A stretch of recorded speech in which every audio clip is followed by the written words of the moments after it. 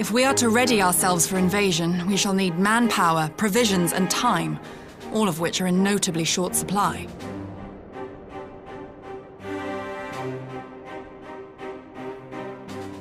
Candid as ever, you giddy, and correct, I concede. Fortunately, I have an idea.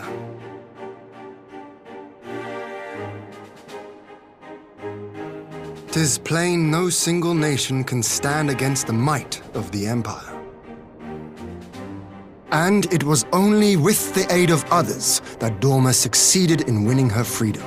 So, I mean to take a leaf out of our Eorzean friends' book and form an alliance of our own.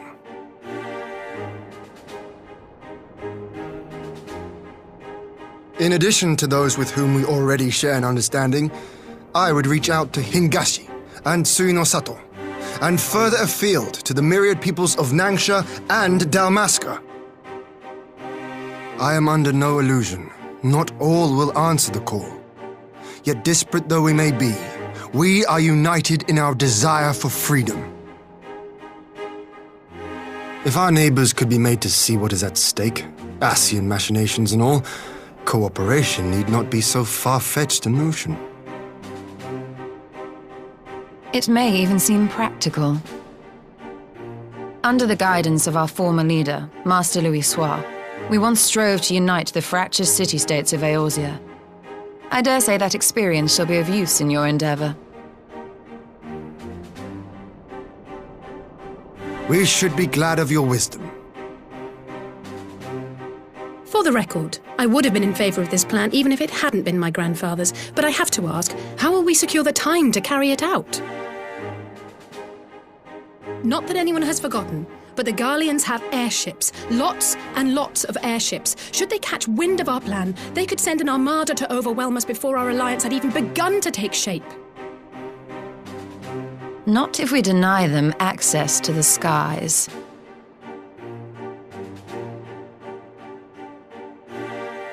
During our time in the Burn, the Warrior of Light and I chanced upon some Allagan ruins. Oh? As such ruins go, they were not particularly unusual.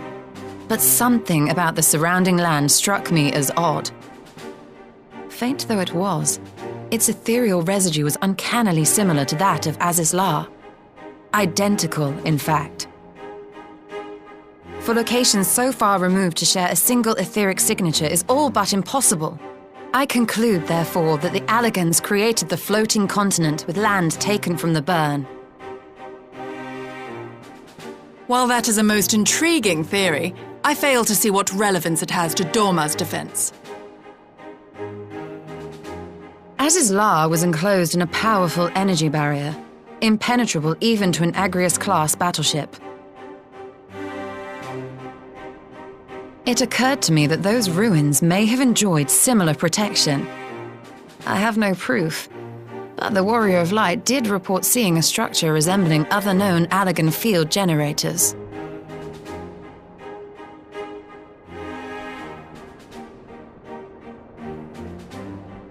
All right. But even if we could put up such an energy barrier, it surely wouldn't extend beyond the limits of the Burn. So what's to stop the Garleans flying around it?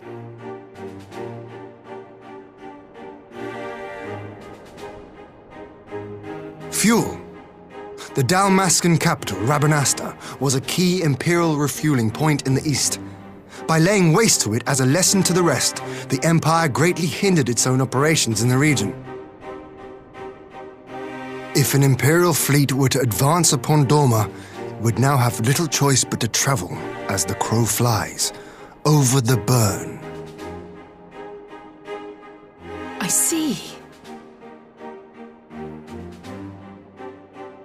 A word of caution.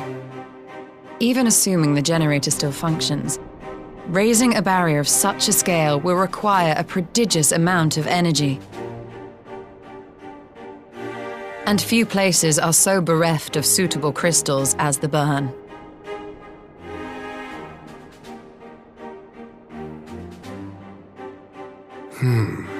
A source of energy. Tell me, Did the Allagans make a habit of launching things into the sky?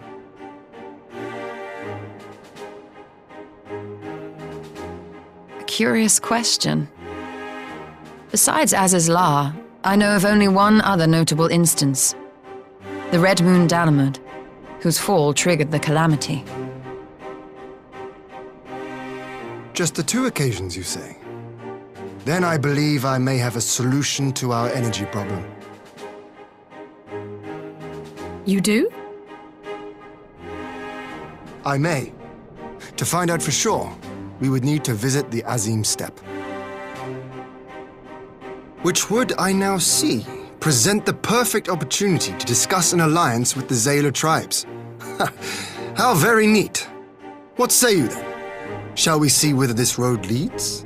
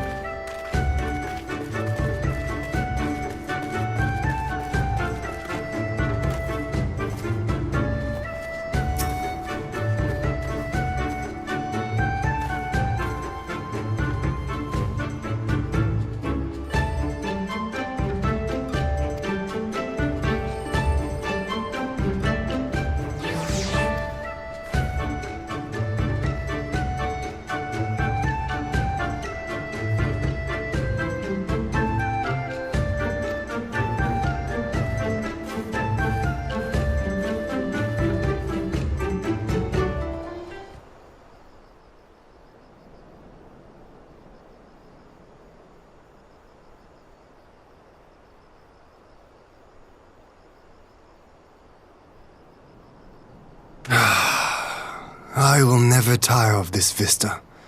The endless fields, the boundless skies. 'Tis a sight to make a man forget his cares.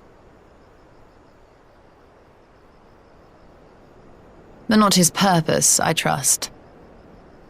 Might this be a fitting moment to tell us what we are doing here?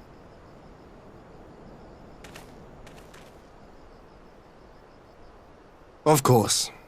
During my time with the mole, I learned some few myths of this land. One goes thus. In the distant past, when all seemed doomed, a wayfaring soul came unto the steppe. Venturing into the northern crag, he received of Nama a sliver of her essence, a shard of the shining moon, and with it clove the tainted land from the earth.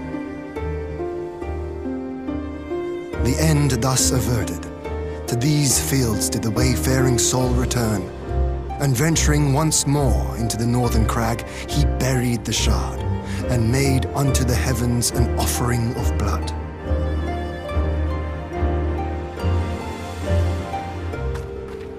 A tainted land cloven from the earth and an offering of blood to the heavens. Azizla and Dalamud. That was my thinking, yes. And you believe that yonder mountains hide an artifact possessed of sufficient power to raise Azizla up to the heavens? I suppose that might suffice. Worth a closer look, would you say? I would.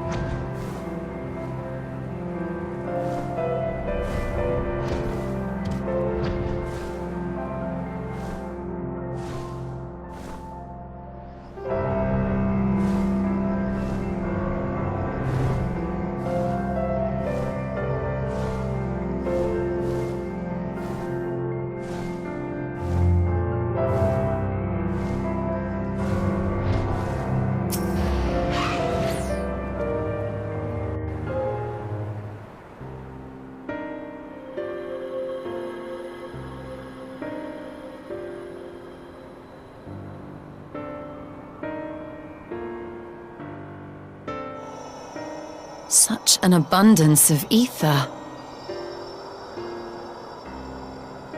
Are we in luck?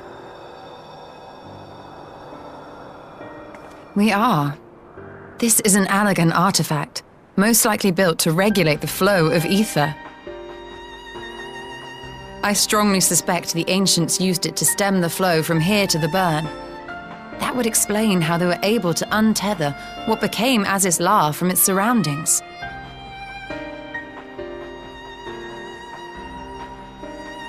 But were we to throw open the floodgates, the resultant deluge would surely be sufficient to raise our wall.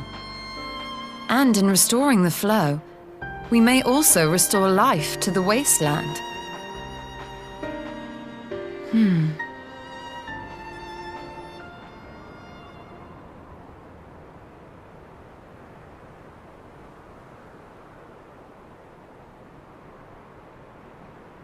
What is it?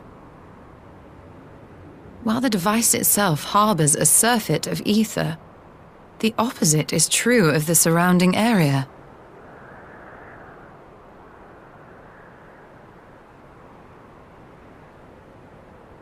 An effect of regulation, perhaps. A similar phenomenon seemed to be occurring in Doma.